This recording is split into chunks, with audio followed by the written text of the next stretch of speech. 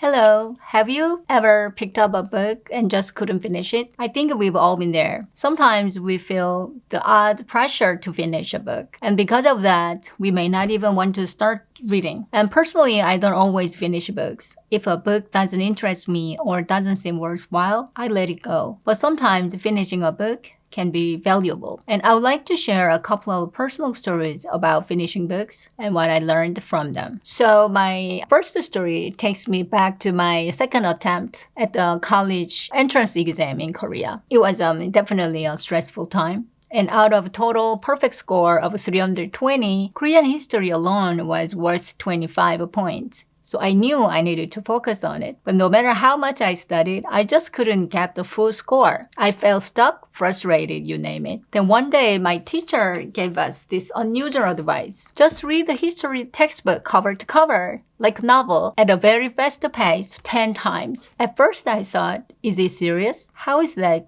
going to help? But hey, I had nothing to lose. So I gave it a shot. I started reading the book like a novel, no notes, no pressure, not trying to memorize every detail. Over the next few weeks, something clicked. I began to see the bigger picture, noticing how different events connected and built on each other. And what I learned is that by reading the whole book straight through, I could understand the relationships between events and see the bigger picture without getting lost in details. And next story is fast forward to graduate school. So I found myself in another tough spot, this time with the programming language C++.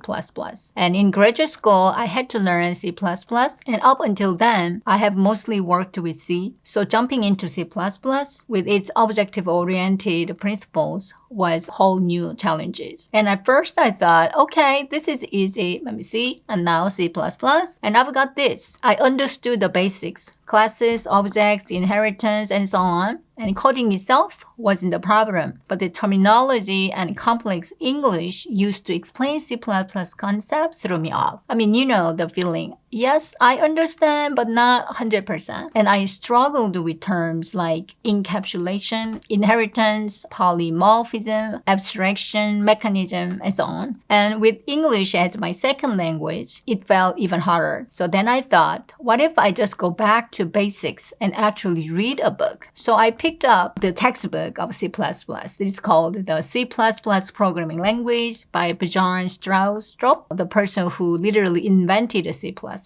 And my strategy was to read for 30 minutes every day, fitting it into my busy schedule. And it took me over a month to get through it. But as I slowly worked my way through, things started to make sense. Piece by piece, it clicked. Even ended up leading a study group at work 2 years later from that point, explaining these concepts to my colleagues. So who knew that simply reading could help so much with learning a programming language? So what did I learn from these two experiences? Reading a book from start to finish can give you a deeper understanding and help you see the bigger picture. It's like connecting the dots, and you start noticing how things fit together in ways you wouldn't if you just skimmed or read a portion of it. It's similar to looking at a map. Even if we get lost along the way, we have a sense of the overall direction. I'm not saying we should always finish every book. With sound judgment and wisdom, we can decide when to finish a book or when to let it go. But if you are aiming to understand something deeply, or if you are in a situation where seeing a big picture matters, like studying history or learning a new skill, then finishing a book can really make a difference. So what do you think? Have you had similar experiences where finishing a book helped you see its value? I would love to hear about it. And in my next video, I'll be covering a question we've all thought about. What would you do differently if you could go back to your 20s? Or what if you don't want to go back to 20s? Well, okay, but let's think about it together. So thank you for watching and see you next time.